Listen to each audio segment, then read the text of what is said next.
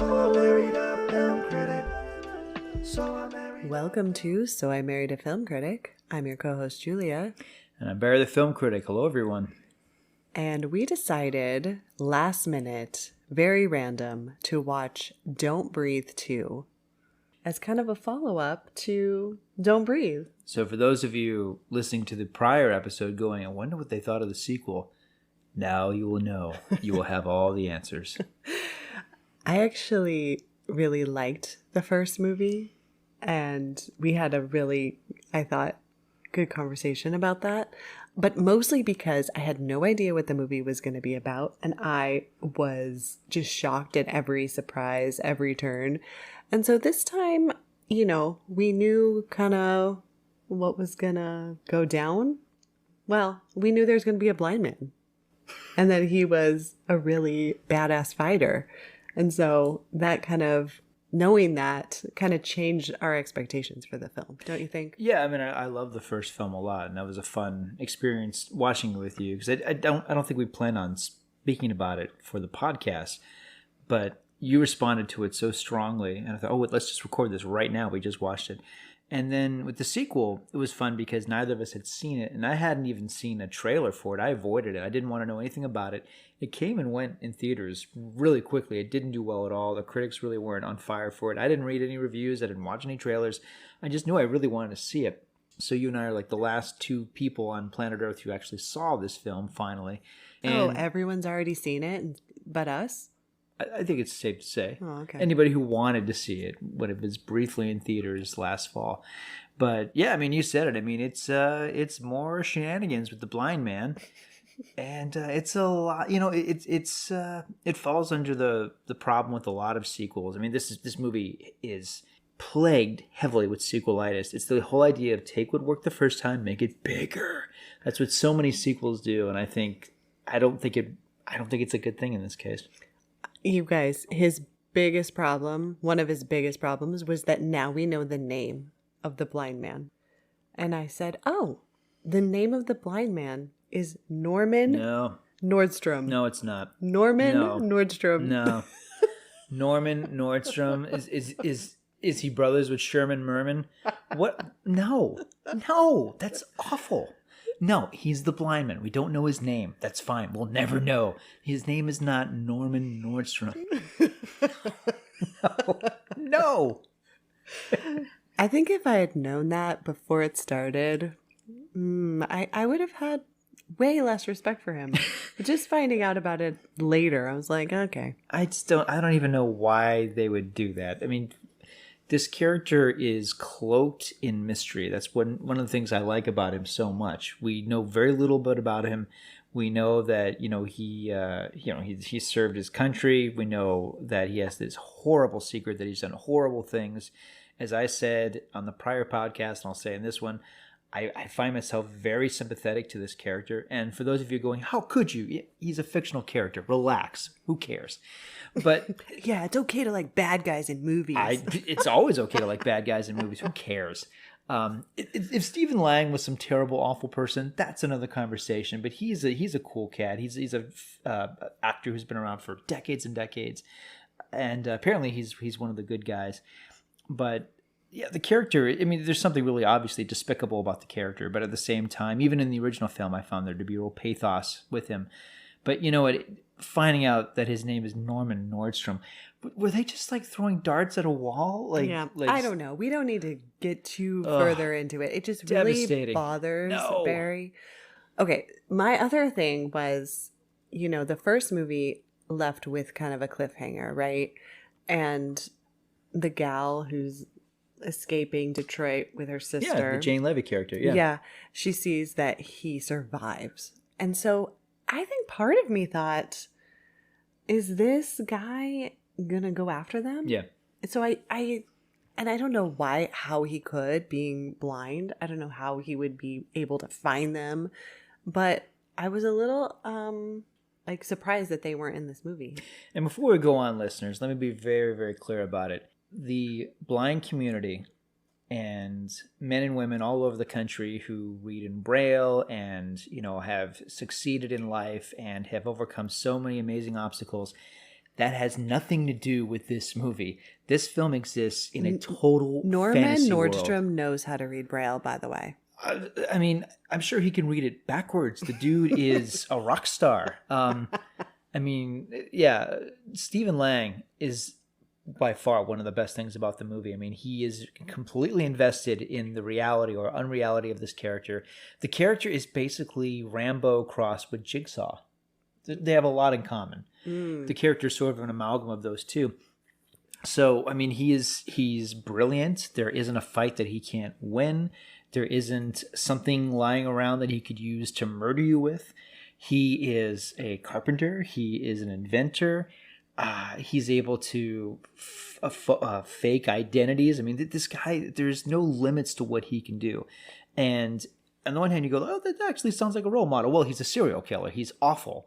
But at the same time, what he's capable of doing versus what someone in real life would be able to do. I mean, you're right. I mean, even beginning with how could this guy, I mean, we'll get to it. There's so many things that he's able to do in this movie that blind, not blind, that no human being would be able to accomplish. All right. We know you love Norman. Okay. Blind man. He's identified in the end credits as the blind man. He shall stay that way. I'm going to call him Norman just to bug you. If it was Norman Bates, like be on the nose about it. All right. Okay, so 8 years after the events of the Bob first... Bloomingdale's. Oh my gosh. Okay, 8 years after the events of the first film, the blind man lives with 11-year-old Phoenix. And it shows that... so I'm thinking, he has a daughter now? Did his weird artificial insemination thing actually happen? Yeah, so there's all these questions. Again, right? to be clear, we know nothing. We had no idea. No trailer, nothing. I had no idea what this movie was going to be. Just that it was Don't Breathe 2. We managed to avoid spoilers of any kind, even knowing what the concept of the movie was. So yeah. Okay, so they kind of show that Phoenix is a young girl, and he finds her face down on the street, and there's a house fire, and then he takes her home apparently. And so anyways, the movie kind of opens with her running. Mm-hmm. And you're like, oh my gosh, this is like the first movie. So she's running, and then his Rottweiler Shadow is running after her. She gets to a car where her bag is, and then there he is. He has her. And then he's like, oh, you failed, and she's like, oh, but I made it to my bag. And he's like, but I got the gun, So you're like, wait, what? Okay, so it turns out Phoenix is, in quotes, his daughter. And he's training her for survival skills, among other things, I'm sure. And using the dog. And it's just a very strange reality. And so they walk back home. And then we meet Hernandez, which is, she's also former Army. And I don't know, she does weekly deliveries to his house. And I don't know, plants, groceries maybe? Not sure. But she takes Phoenix out to town sometimes. But he doesn't want to let her go because she failed survival class today. Oh my gosh. And so she's like, you gotta let her go or she's gonna try to escape basically. So he lets her go with Hernandez, and this is where it gets even more interesting. Go with Hernandez.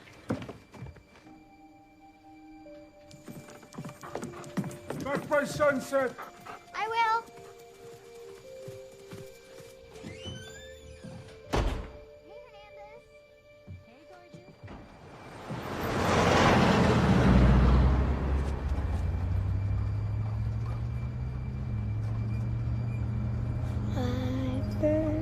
Fly bird, all across the mighty sea. Sing, girl, sing, little heart, how for me. It's beautiful. You made that up? I think my mom sang it to me when I was little. And that first part's all I remember. You want to pay her a visit? But my father doesn't want me I to. won't tell if you don't. So she's doing their errands, and they're going to head home, and Phoenix is like, I have to go to the bathroom.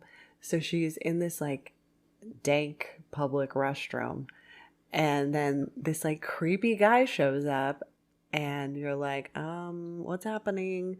So he's weird. And then Shadow shows up and she's like, he will like rip your balls off if you do anything. And he's like, well, you don't have to be scared of me. And she's like, who says I'm scared? So that's weird. And she gets in the van and Hernandez takes her home. But do we know about this gang of people yet? Yes, there's a news report that there have been a series of individuals driving around stealing body parts. No, kidnapping people, killing them, and trafficking their organs. That's another way of putting it. Yes. Organ harvesting. Organ harvesting. Yes, there we go. There we go. Which always sounds like something different to me, but okay. Okay. And then imagine like a farm, like yeah. Yeah. So it sounds nice, but it's not. All right. So now, long story short, Hernandez gets, these guys are after Phoenix, and so they kill Hernandez to get the address of where this girl lives. And it's vicious and cruel, and Yeah. it's the first indication, like, okay, this is definitely going in the sequel thing, because Don't Breathe, the original film, it's shocking, but it's not particularly gory. The sequel is gory. Oh, From yeah. the very They bash beginning. her head in with It's a hammer. Awful, and we like this character, and she's the first one to go. So Yeah. the film is clearly, you could say, like, well, it admirably is shaking up expectations. It's not playing by the rules. But yeah, but if anything, the movie just lost one of its most engaging characters, which I don't think that's very wise. Yeah, that's dumb. To do this, especially especially this early on. Yeah. So they get the address, which we're not really sure what's going on, but you and I were kind of like, oh, are they the organ harvesters? I mean, why are they going after Phoenix? Like, there's, we noticed there was like a shelter for like kids who don't have parents right there next to this bathroom. And I mean, there's all sorts of people they could try and kidnap. Why this girl? I love that you're like, they're not doing this very well, these organ harvesters. And we find out why. They're not doing it well. We find out why. But it's weird because you're like, well, there's like tons of people they could kidnap if they really like wanted to. You know what I mean? But why is Phoenix special? Okay, well, we find out. So these terrible people lure Shadow away from the house, and they murder the dog. Which is off camera. Yeah, off camera. But then the only moment of restraint in the entire film, by the way. Yeah, so, well, you can't show animal cruelty. People don't like that. But they do. They do. It's the one thing this movie does where I'm like, oh, that's tasteful. Yeah, no, they really treat the animals pretty well in this film. Okay, so blind man is like gonna go feed Shadow, realizes he's not there, leaves the house, finds him somehow with his like spidey senses, and realizes he's dead. And then while he's out there, these characters break in to try and kidnap Phoenix. Yeah. So that kind of sets us on I'm like, okay, now we're doing the house thing, where the characters are trying to kill them, but there's booby traps and all sorts of things. Yeah, it's established that the daughter, if you will, and the blind man, obviously it's not going to be a problem for them, because it's established that not only are we dealing with him, and if you've seen the prior movie, we know. Well, she's like a junior Navy SEAL in training. Exactly, and this is a plot thread that a lot of movies have been using lately. Like, I don't know if you remember the recent Halloween with Jamie Lee Curtis and Judy Greer, where Judy Greer, she had this, this agonizing childhood growing up as the daughter of a survivalist.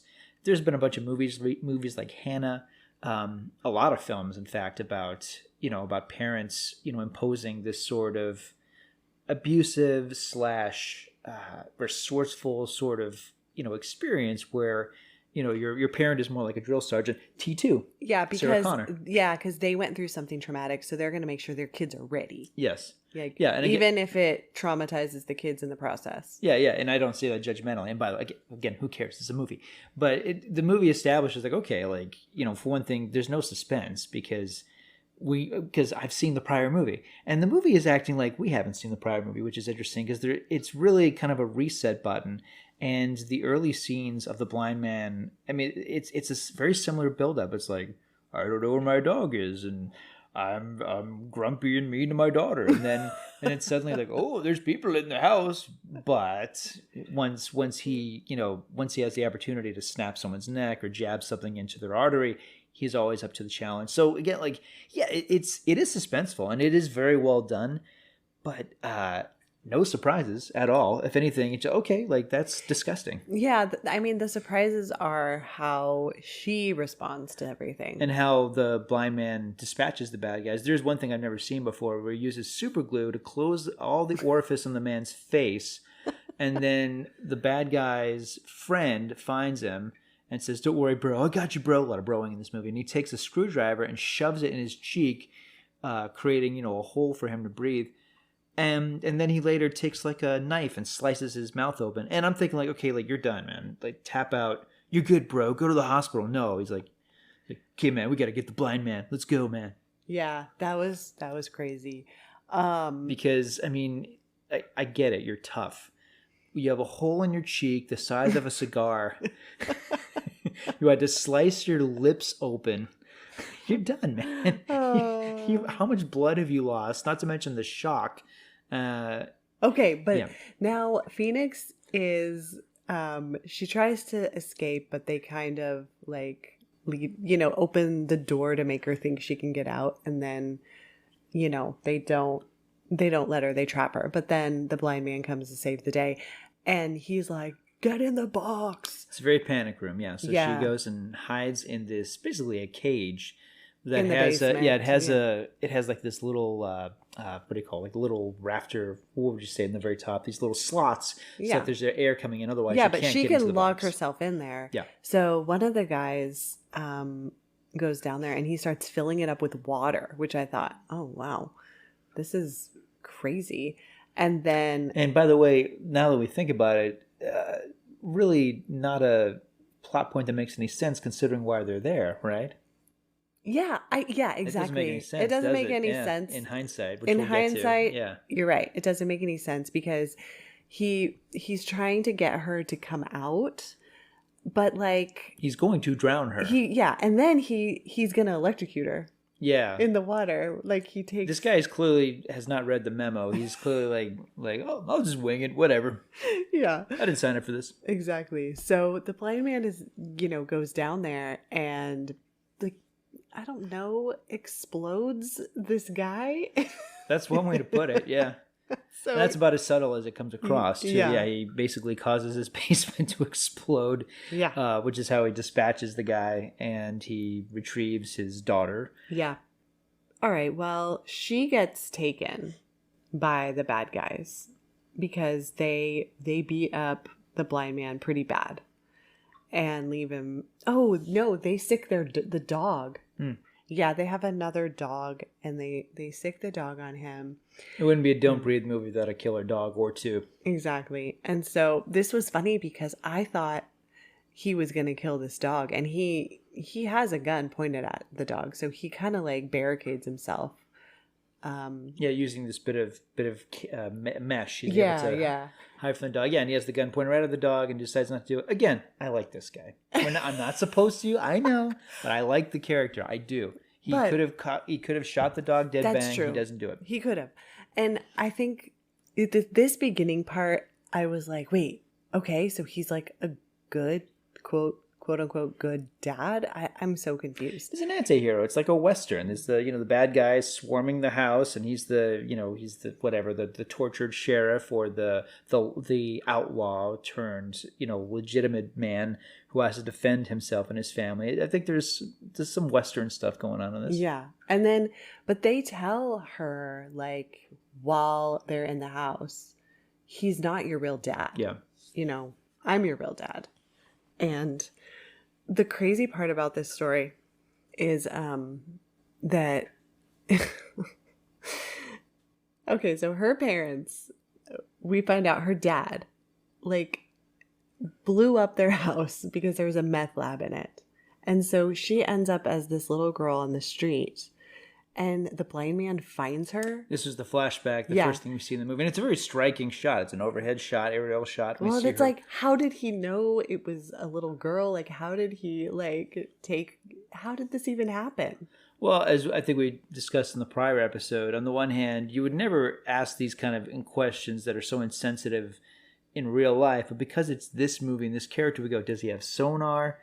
Does he feel a trembling in the... He's the like, this is my long lost daughter. I'm gonna go get her. It's so strange. Who knows? I mean, he could have been stalking the house. I mean, and as we discussed, I don't think the movie establishes at all the geography of where the bad house is versus his house. Well, maybe this meth house was in his neighborhood because she goes back to the house to like leave because he tells her your mom died in this fire, so she leaves stuff for her mom in this terrible house. And it's another really bad plot twist where they end up finding her. It's established that they find the girl because they're like waiting for her in this old house. I mean, how many days are you sitting there waiting for this girl to show up and going? Well, no, because the dad has been in prison this whole time. Yeah. And so he just got out. And then he goes to like see the house and just happens to be there on the day that she's there. Very convenient plotting. Well, I think she goes there a lot because it looked like she left like quite a few things. Yeah. You know, and she's going because she obviously misses her mom, you know, and she's wondering what her parents were like, you know? Okay. So so he's stuck up in the attic and they light So the blind man. Yeah, the blind man. And they Molotov cocktail his house. It's on fire. And so did he save the dog? Yeah. He goes back and like saves the dog and like lets him out because he had kind of barricaded him up there in the attic. And the bad guys take Phoenix and they drive off. And so the dog becomes a plot point because there is a member of this gang who clearly is not going to make it to like the next day. He's constantly second guessing the main bad guy, and he's going like, and I think the first indication is like, well, what about the dog, man? It's your dog. He's like, oh yeah, forget the dog. He's like, the dog is dead because he was like, you're gonna set the house on fire with your dog inside. What about the dog? And man? he's like, well, he's gone. Like basically he's thinking the blind man killed it's like him. considering what these guys are doing, like this guy can't even roll with these guys considering. I mean, plus, like, this is the first thing he's objected to all night. The stuff that they've been doing. I know. Yeah. Yeah. I don't know. He's clearly not going to be like the name of this character. Make employee of the month. This guy, he's on his way out. Yeah. All right. So the blind man is like trying to nurse his wounds. Yeah, he's doing he's full on Rambo. He's doing the full on Rambo, and he's made a new friend. This dog that was initially sent to kill him. Well, he was kind of like, go home. Like, what are you doing here? And the dog, I was like, oh, well, he just got a new dog. This dog is now loyal to him because he saved his life. Oh, yeah, absolutely. The dog gets it. Yeah. All right. So now we're at like another location. And this really is crazy because you don't think this movie works in two locations. But we can get to that. Yeah. No, I mean, the first movie was one house, and this one it's two places. So whatever, the sequel will be three places. I mean, whatever, filmmakers. Yeah. So this guy, the kind of the head of this organ harvesting group, he tells Phoenix. Raylan is the character's name. Oh, Raylan. All right. He tells Phoenix, I'm your dad. I'm your real dad. And the way that he proves it is because they both have a shock of white hair. It's called a Malin streak, and it's supposedly hereditary. So I did look that up because I'm like, well, this is so strange. So she just has like this strip of like gray white hair, and he has it too. And so that's his proof to her. And she's like, so I like who am I? And he's like, well, your name's Tara, this is your birthday. No, you don't have any other brothers or sisters. She's just asking basic questions. And, do I look like my mom? And he's like, yes. Okay. So then he tells her like, yeah, the door's open. I mean, you don't have to stay with me, but kind of you can. And totally manipulating her. So she's going to go. She's like, I'm out of here. And then there's like voice starts singing. Well, first it's like a wheelchair is like "Wah, wah, wah," and then this woman starts singing, and it's this song that Phoenix has had in her head her whole life. She's like, I think my mom sang this song to me. Now It's for a movie that Yeah. I find the movie to be very predictable. I like this moment because you go, okay, because the character is introduced in darkness. We know it's a character in a wheelchair going, what is the deal? They really linger on the character in the darkness. You're going, is it someone who's deformed? Is it an old crone? Like, what are we about to see? So I like this moment a lot because like there's a lot of possibilities here, and I'm really not getting ahead of the movie in this case. So yeah, we do find out it is indeed her mother who has been wheelchair bound, and the turn of events happens very quickly. I would have liked a little more development, but yeah, like it goes south pretty fast. But very, very fast. But she's like, oh, I'm your, they told you that I died, but I didn't. And surprise, I'm alive. And like hugs her. And what does she say? Oh, she starts coughing, and she's like coughing up blood. And so Raylan, whatever, wipes it away. And Phoenix is like, well, what's wrong with you? And they said, well, okay, so basically when their meth house exploded. Apparently not very good at what they do. Yeah, the mom's like all of that noxious gas, I guess, got into her lungs and it affected her heart. Which, how did it not affect him? Was he not home at the time? I don't know. But He's out selling it. I guess. So she's like, yeah, I'm terminal, and I need a new heart. And I can only get one from a direct relative. Tara, I'm dying. What? The smoke from the chemicals poisoned my blood and badly damaged my heart. I don't think I have much time left. Is there anything you can do?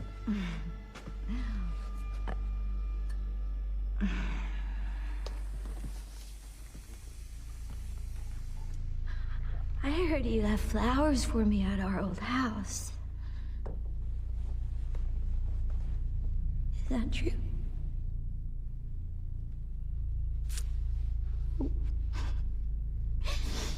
Weren't you wishing your mama was healthy and alive? Yes?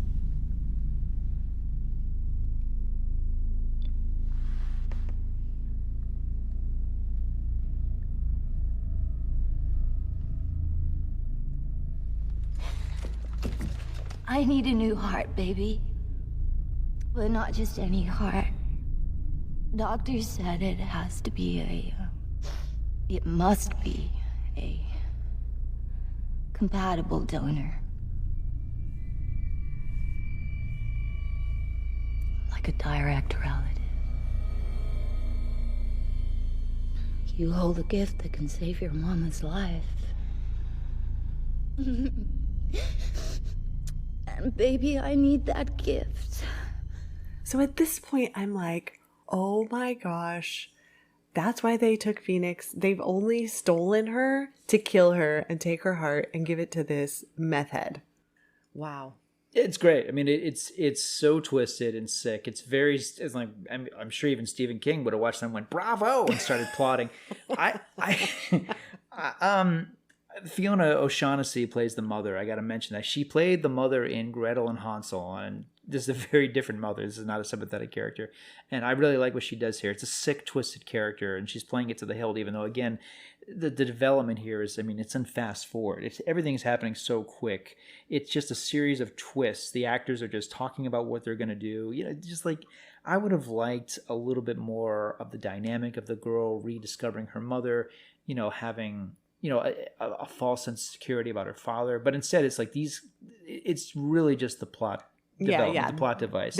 She knows right away, ooh, I'm in trouble. And it doesn't make, it doesn't make a lick of, I mean, it's enjoyable storytelling because you're learning the twists and whatnot, but it doesn't make a lick of sense. I mean, really, they should have just snatched the girl, chloroformed her, and put her on an operating table. This whole nonsense of like, what we're going to do is I'm going to tell her, and she's totally going to be cool with it. She's going to be down, and she's going to be like, Mom, I'll give you all my heart. And, it's just going to be great. Yeah, it doesn't make any sense that they would tell her all this No, stuff. steal the kids, steal the heart. That's, instead, like, there's all this talking, and, I mean, maybe they really are just such meth heads that they think, this is a great plan. This is a very solid, well-thought-out plan. Because, I mean, what is the obvious thing? Like, you think maybe she's going to try to run away? Like, no, she's going to be so cool when she meets me, and I'm going to take her heart. She's going to, want to give me her heart. I mean, I'm her mom. That's so crazy. Yeah, it's... So, I don't know. Maybe if we look at it that way, like, these are crazy people, okay. But in terms of... I mean, there's so much planning in this movie. Okay, no, but... This isn't a good plan. The crazier part, as if it couldn't get any crazier, is, like, two of his, I don't know, crony people... To the Raylan's bad guys. They're sitting out there and they're like, man, I don't know if I feel good about this or whatever. And the guy's like, well, she's our cook. Like, if she dies, we don't have a business anymore. Like, what? You can't find someone else in the entire city of Detroit or surrounding city to teach them how to cook meth? Like you said, have you not seen Breaking Bad? I mean, there's a Jesse Pinkman out there just waiting for them. I assume Breaking Bad exists in the Don't Breathe universe. I assume, I mean, anybody could learn how to make meth just by watching that show. It's crazy. Yeah, they're like, she's the only way we're going to be able to keep this operation running. Don't these guys know about the dark web and they can get directions how to make meth? I mean, like, what? It's this girl in a wheelchair who's dying or nothing else. Yeah, they're like, yeah, and cooking, that's a girl's job. I don't do that. I sell the meth. I'm not going to cook it. I'm not going to make it. We got to get her a new heart, otherwise we're out of a job, man. It's ridiculous. Yeah, it doesn't, and again, I'm trying to go with this film. I am. I'm trying to really get because these characters are so scuzzy and evil, but their motivations don't add up at all. It doesn't make a lick of sense. It doesn't. Yeah. Their operation doesn't make sense. The fact that they're in they live in an abandoned YMCA because there's a swimming pool. Yeah, I think. I don't even know. And look, I get it because the first movie establishes like there's these neighborhoods in Detroit that are completely empty and I mean that's creepy. That's interesting, and I guess that's what they're going with here. But this is a big operation. Literally. I mean, they've got like hospital stuff all over this place, not to mention bodies. Well, and how many people have they killed to try and get heart donors for her? And then what? They realize that it's not a match? Like, when do they realize it's not a match? Because it doesn't look like she has any scars on her chest, so clearly she has not been like operated on yet. And this isn't even the most implausible thing about the movie. I mean, like we were discussing last night after we were watching it, like I know the first one is basically Wait Until Dark with a dash of Home Alone and a dash of The People Under the Stairs, 3 movies I love. But despite that, I love the original film. I never questioned it. And there are things in the original fantastical movie, as it was that this character, the blind man, that he created. I mean, presumably, despite the fact that he's blind, he creates this entire trap. He creates this whole basement world. He creates this hermetically sealed lifestyle that he's still able to have the combat skills he had when he had sight. I never questioned any of that because Fede Alvarez, the director, is brilliant because that movie is so tightly, beautifully constructed. It's simple. The things about it that are ambiguous, I think, are fine. This movie is spelling out a lot. There's a lot of over-explaining, and yet it doesn't explain it enough. And you couldn't because it doesn't make any sense. Yeah, it doesn't make any sense. So and it gets worse because how does the blind man re-enter the film? Well, he was stuck with the dog. And he tells the dog, go home, and the dog stays with him. And then he's like, wait a minute. This dog can lead me to his home, which is probably where my daughter is. And again, listeners, like to be very clear about it, the film has not established geography. So we don't know if the evil YMCA turned meth lab is 5 minutes down the street or 5 hours away. We have no idea if this is like deep into Detroit or if this is like, somewhere in Michigan. We have no idea. So what the movie does not show us but presumes is that the blind man... It's a pretty short walk. The blind man, he's walking this dog, which is not a professional seeing eye dog, by the way, just down the street to where the bad guys are. and assuming that it's going to be the right place. As I was joking with you, like, what if the dog like goes into like the wrong neighborhood and like stops at like, you know, a Kibbles and Bits factory? Yeah. Well, it doesn't make sense. Just the fact that he said go home. Sure this is where they are? You're sure? Because I'm going to go in there. I'm going to kill everybody. You're sure? You're sure? You're okay. I'm going to go and kill everybody. She better, about 5 minutes later. There was no one in there. I got some biscuits. Like, what is that part of the movie like?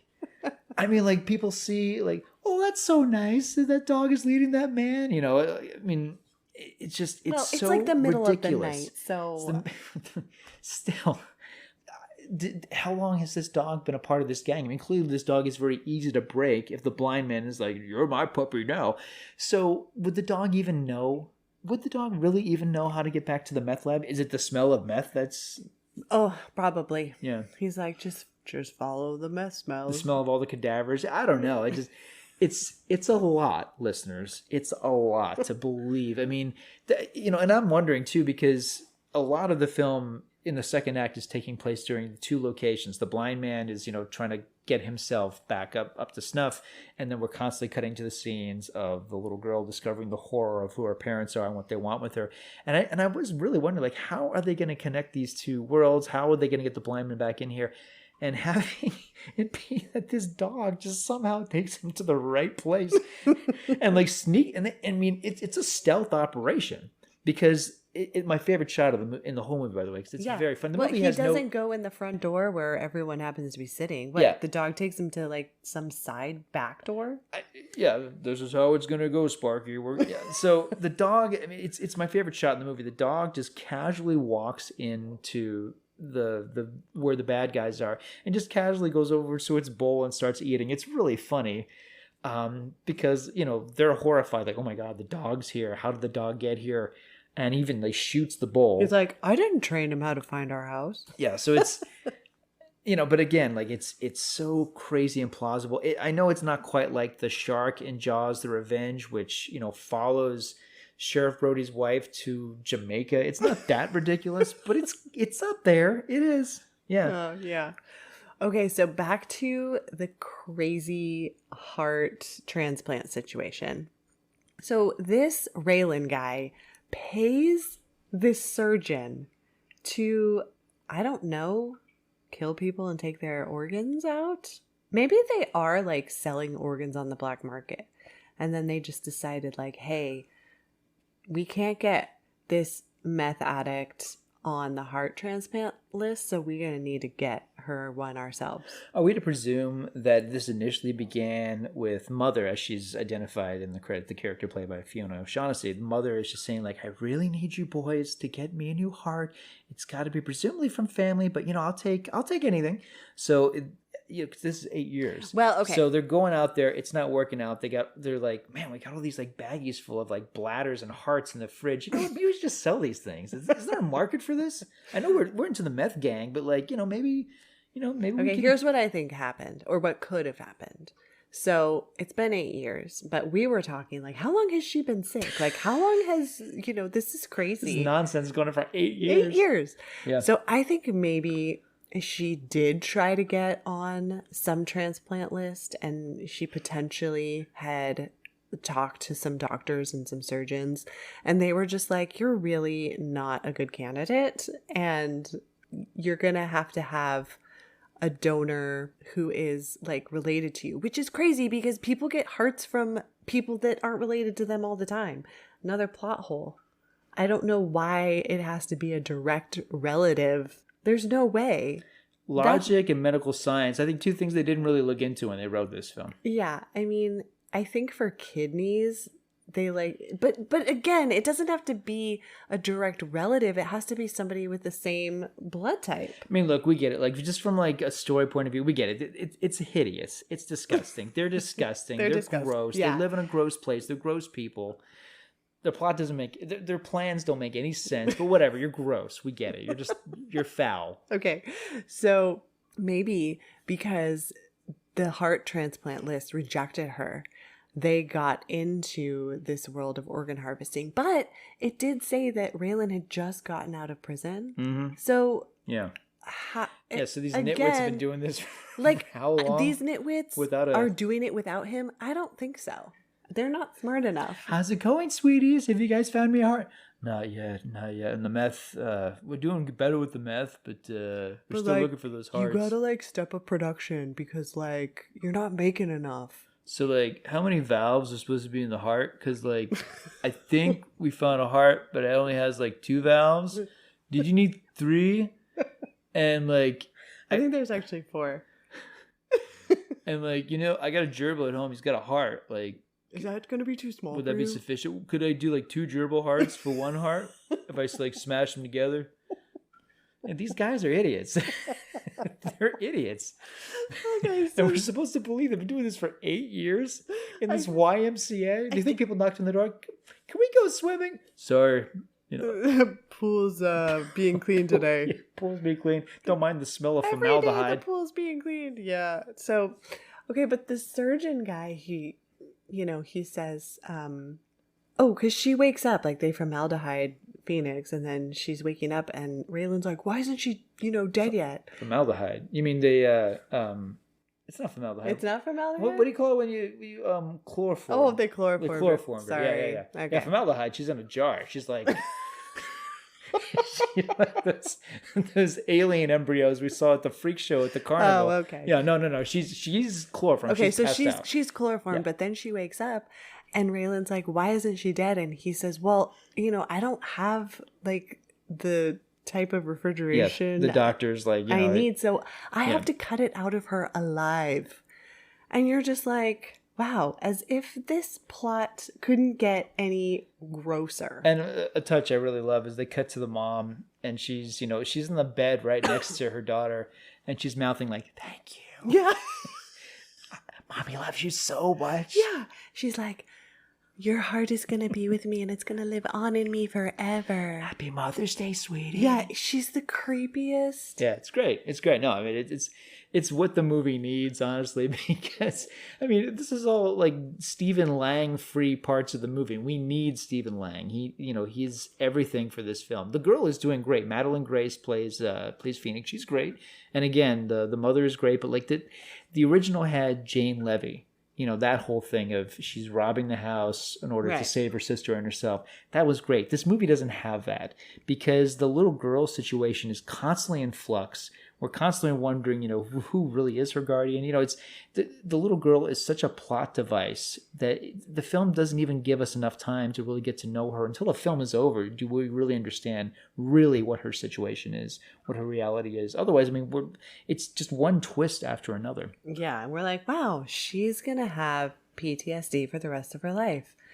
Oh my! Well, I wonder if is she gonna become the blind man? Basically, is that what the sequel is gonna be? But getting a little ahead of ourselves. Yeah. Okay, so do they realize that he's there now? They do, and it's a scene. Oh no, because the blonde hair guy goes down, and it's just like a one-on-one battle first. Ah. Right? Yeah. And so he's got terrible hair. And you were like, does everyone in this movie have terrible hair? Terrible hair, yeah. I mean, it's interesting. I mean, look, I haven't been to Detroit in a while. No, it's no offense to Detroit. It's just I know Detroit's got some rough neighborhoods, but my God, I know they got barbers who can cut hair. Okay, so Stephen Lang just kills this guy. Yeah, deservedly so. Yeah. He's got a terrible haircut. He deserved to die. He's an awful person. Yeah. Because he was like, you killed my brother. And then Stephen Lang was like, well, you're dead now. So that guy's laying on the ground, and Stephen Lang puts himself on the ground in this water. Yeah, this scene is interesting because it's beautifully shot. It's visually striking. I haven't watched the trailer yet. For all I know, the whole trailer is around this scene. So what happens is, so the gang, like Raylan sends all the guys down they're like, there. You all got to take this guy out because he's trouble. So the gang heads down and they find Stephen Lang as the blind man. He's lying down on the ground. He's surrounded by water. It's almost like the room flooded, essentially. And there's a lot of beautiful reflective surface. It's visually striking. The bad guys are ascending towards him. They think he's dead or passed out. And they send this ripple of water over to the blind man. And like Ariel, it like awakens him to life. And he jumps up, shoots them all dead bang right in the head. Yeah, all of them except for one. Yeah, except for, yeah. Mm-hmm. Yeah. Of course, it's the one who has some moral issues. Yeah, he managed to shoot the one who actually has a moral compass. But the guy was like, "Look, they're taking her somewhere else because he had turned off the electricity. That's what happened. The blind man shut down the electricity, and so you're my world now. Yeah, so that the surgery couldn't go. Right. Like there was anyways. Because the surgeon's like, oh well, I can't do this without any power. I don't know how to use a knife. I'm more of a chainsaw kind of guy. Well, so the guy was like, you need to go get her. He's like, I don't agree with what's happening. They're leaving right now. You need to like go rescue this girl. And so he lets that guy live, which it's not like he's a good guy, but whatever. Good guy. I like the blind man. No, I mean the gang guy. Oh, the gang guy. The movie's trying to establish that he's, yeah. But maybe a more interesting thing to talk about is that it's established that this particular gang, they're all former servicemen. They're all military. Yes, they're all former military. So I think the movie is, in its unspoken way, trying to comment how basically they're all basically like the blind man, because the blind man is also he's a former Navy SEAL, top of the top. And these guys, maybe not on that level, but they're all, former. I think they were all Army Rangers because when Hernandez ran into them on her fateful night, she was wearing her patch or whatever. Sorry, no disrespect to our servicemen and women, but I don't know what any of them mean. So they were kind of like, and it is just a movie, but they were acknowledging like, oh, you served, yeah, oh yeah, we served too. So and they kill her moments later in a vicious, disgusting way. But exactly. I think the movie's trying to establish that these are all former soldiers who have served their country, and somewhere along the way they've completely lost their souls. They're now the opposite of who they used to be, and the blind man, in a sense, is trying to get that back in a way. I think the movie is really trying to give him some kind of... I think there is an arc for this character where he's longing for redemption, whereas the other characters are just like, no, it's cool. No, we're just snatching hearts and selling meth. Yeah. Yeah. They're oh my god. Matching t-shirts. Snatching hearts and selling meth. That's a great slogan. Happy Valentine's Day. Great slogan for these losers. Okay. So the surgeon and Raylan and the mom and Phoenix are all trying to, I guess, go to like a third location where there's electricity so they can finish up this ridiculous... Right. They think they're going to do surgery on this woman, give her a new heart, and she's not going to have like a massive infection and die. It doesn't make sense. So he ends up killing. So the blind man gets up to where they are, shoots the surgeon. He's a goner.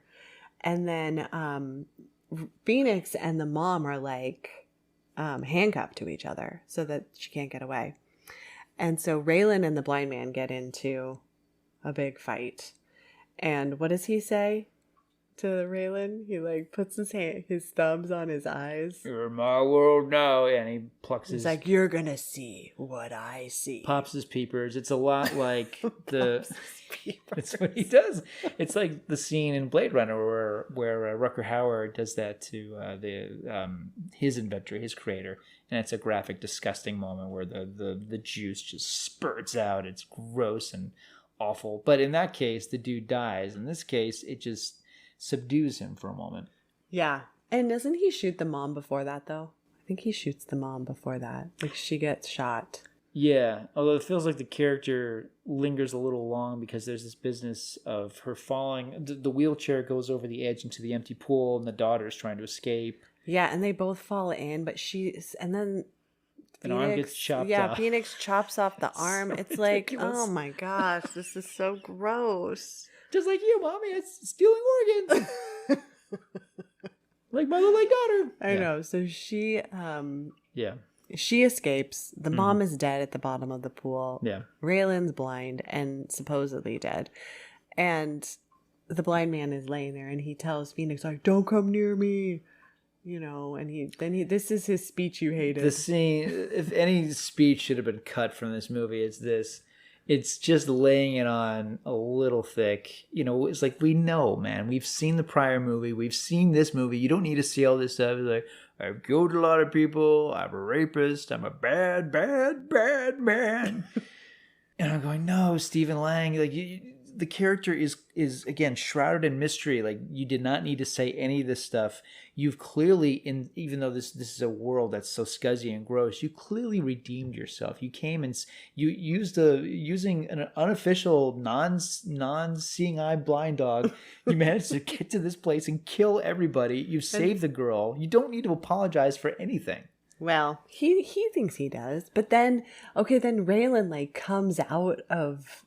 So Raylan's blind, by the way, comes up behind the blind man and like stabs him. He's only been blind for like a few minutes, but he's able to sneak up behind the blind man, and perfectly stab him right in the exact place that discombobulates him and causes him to bleed out. But then Phoenix stabs him, her real dad.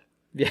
And then pushes, and he ends up like going into the pool and dying next to his terrible wife. It's literally very tidy and neat that the two villains are dead together at the bottom of this empty pool. Yeah. Yeah. And so then Phoenix is holding the blind man's head, and what does he say? Like, I just wanted to be saved or something. I just wanted to save you.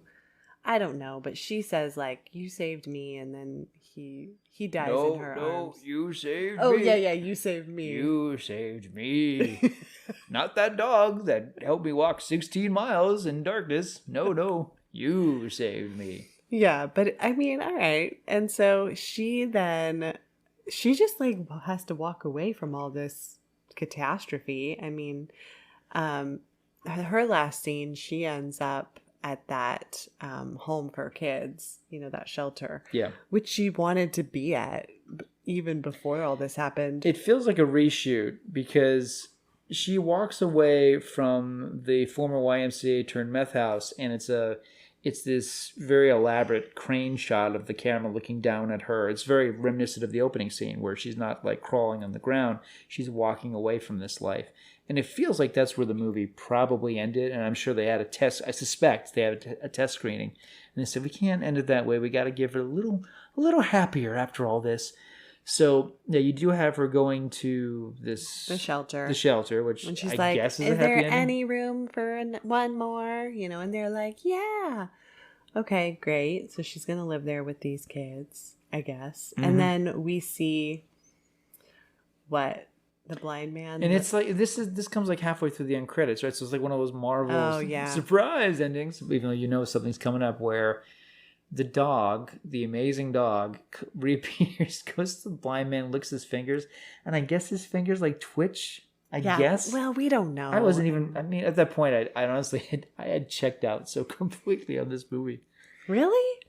Yeah. No. I mean, I'm not happy about this film at all. Especially with the wrap up scenes. Yeah. I think there's a lot of good stuff here that maybe, if the film had been longer or smarter, a little more well developed. It needed to be smarter. Like, there's too many plot holes and that are illogical. Yeah. And don't make sense. But my theory is that the blind man is actually Kevin McAllister from Home Alone. So Kevin McAllister gets his start with, hurting bad guys as a kid and sets up booby traps in his house. Then he decides to enlist in the military, and he goes off and he does become a Navy SEAL, and he sees the fog of war, and he is a trained combat machine. He comes back blind, PTSD, and then he becomes the blind man. And so his story continues with Don't Breathe, the first movie. I think what would have made a lot of sense for me is if it's established that this man, it's established that before we meet him in the first film, we learn that he has, he's lost so much, and he has kidnapped a woman, kept her in the basement. I think what would have made so much of what he does so much more plausible is if we learn that being blind is an act, and that when people are around, got to put it in the contact lenses and do the thing. So I think that would have made a lot more sense if it was established he's not really blind. He's just faking it. That's how he can kill anybody who screws with him. Because otherwise, I mean, what are we talking about here? I mean, this guy makes Rambo look so unmotivated. I mean, this guy is amazing. Yeah, but he doesn't want to do this stuff, but people keep breaking into his house. They keep messing with him. You know? Yeah. He's not like going out and trying to do these things. Now, he did kidnap that girl. When I say he's not going out, like, it's only people that come into the house or onto his porch that he does bad things to. And then when they kidnap his daughter. So like Jehovah's Witnesses and like the Census Bureau, when they go to, I mean, you don't want to be one of those people. Yeah, you just don't want to go to No, you could end up in his house. basement in a box. Mm-hmm. Don't do it. Yeah. Let's see. The film, the guy who directed this film, it's not Fede Alvarez who did the original, and I'm a big fan of Fede Alvarez. It's Rodo Sayugas, who is a Uruguayan filmmaker. He co-wrote the original, as well as Fede Alvarez's remake of Evil Dead, which I love. And so this was his directorial debut. And, you know, it's the problem is not with the way the film looks. It's not a problem with the way it was made. It's very well made. This is clearly a very good filmmaker. It's the screenplay. It's the script. The script is bad. Yeah. And it falls apart. And it has like a lot of like really wild ideas in it. Some really great, sinister, creepy ideas. But it not only does it feel rushed, it feels so contrived. I never believed in this movie. And again, like, I know the original is very far-fetched, but I always believed in it. And this one, I never believed in it. I've always felt like I'm either the script would be too little or too much. It's too much when they're over-explaining everything. Yeah. There's not a lot of plot twists in this movie that you just see it happen. It basically, everybody is talking the plot to death. And it's a shame. Because the original was such a sleeper and such a wonderful film. And it was one of these rare things where it was a word-of-mouth hit. It was in theaters for a long time. And it made so much more than anybody thought it would. And it was critically acclaimed. And horror fans are like, this is something really new and wonderful and different. And this is just a sequel for me. Okay, so how many stars did you give it? 2. 2 stars. And how would you change the ending? How would I change the ending? There's so much about the third act I would change. Is there anything in particular you would do? I don't know. I just feel like they needed to change the motivation of these meth heads, because it just doesn't make any sense that they need this one woman to cook for them. I mean, geez, talk about the patriarchy right here, even in like the meth world. She has to do it. She's the only one. I mean, come on. It's ridiculous. Yeah, there's a lot of things wrong about that. It's so It's so sexist. It's sexist. They're stealing organs. Yeah. They're dealing meth. Yeah. So I don't know. I don't know how it would have changed the script, honestly, but yeah. The blind man's getting up there, so I feel like if there's a sequel, it has to take place in an old folks' home. And I think what would have to happen is that I think the people, you know, like just call it like Shady Meadows. I think the people that work there, they're like, you know, that dude has a safe in his room. There's like a lot of money in there. Well, I think we should like wait till he's like downstairs, like, you know, on, you know, having like, you know, like during his nightcap. No. It would be like during tango night. Oh. During, you know, because, you know, the old folks, they love the tango night. So when they're doing when he's doing tango night, we go up there and we take that money. The old people or the nurses? The nurses. Okay. And they go up that there. Makes more sense. What they realize is they don't realize that the old man has his daughter living with him. Oh, creepy. Yeah. Where is she? Well, she escaped from how is she living with him? You're asking for logic in a Don't Breathe sequel? Well, what happened was she burned down the shelter where she was before. She killed all of them because she's basically him, right? So now she's living with him. And yeah, so she's like... She's crazy? Yeah, she's crazy like her father, yeah. Wow. Yeah, because he doesn't need a dog anymore. He's got a daughter. No, I think we should keep the dog. Well, I think the dog is going to stay no matter what. I mean, you've seen what this dog will do for the blind man. Yeah. Yeah. Okay. That sounds like a super creepy idea. Oh yeah. No, I mean, I think you need to follow through in the opening scene because on the one hand, he's teaching her survival skills, but the dude is Ted Bundy. No, it's true. He's terrible. So yes, it's great that he's teaching her these skills to help her keep alive, but he's a psychopath. He's a killer. He's awful. He's Hannibal Lecter. So if he's going to have a parental relationship with this little girl, it's poisoned, and she's poisoned by it. Yeah, so I would want that. I would want to keep, because I really like the father-daughter dynamic. I do. I think it's fascinating. That was one of my favorite things about one of the only Kevin Costner movies I'd ever watch again. That's not The Bodyguard, and that's Mr. Brooks. Do you remember that one? No. Mr. Brooks, he's a serial killer, but he's a respectable businessman. And he has a young daughter played by Danielle Panabaker. And the subplot there is that her professor has vanished and she wasn't doing well in the class. So Kevin Costner's character, who's a serial killer, he's wondering, is his daughter like me? Like, did she kill the professor? And it's great. Like, it's the movie asks this really uncomfortable question: is being a psychopathic killer something that's hereditary? It's a really weird question. And the movie explores it really well. And it's a really good movie. And Costner is not playing his good old aw shucks. So I like that idea. I'm not saying that I think this is... Yeah, but they're not related. So is this like a nature versus nurture thing? Yeah, she's becoming him because she grew up with him. And because every day she's dealing with this nonsense, she's in his world. She even is able to deal with the bad guys in the second act of the film by turning off the light. So I feel like she is an extension of him. Mm-hmm. Yeah. Yeah. I don't care if it's hereditary or not. I mean, she's, Oh man. Yeah. All right. Did you hear that? Don't Breathe 3. That's my pitch for it. And when she first reveals herself to be living with the blind man, what we find out, she's gouged her eyes out. She's blind like he is. Oh, man. So she's got like little droplets of blood coming down. Okay. You're not my daddy? Oh, you're going to pay. Daddy's so proud of you. She knows that he's not her real dad. Well, I think they've reestablished the parental bond. I think they go back to it. They need each other. They miss each other. Okay. One happy family. So creepy. It's turkey time. I got the baster. Oh my god. Gross.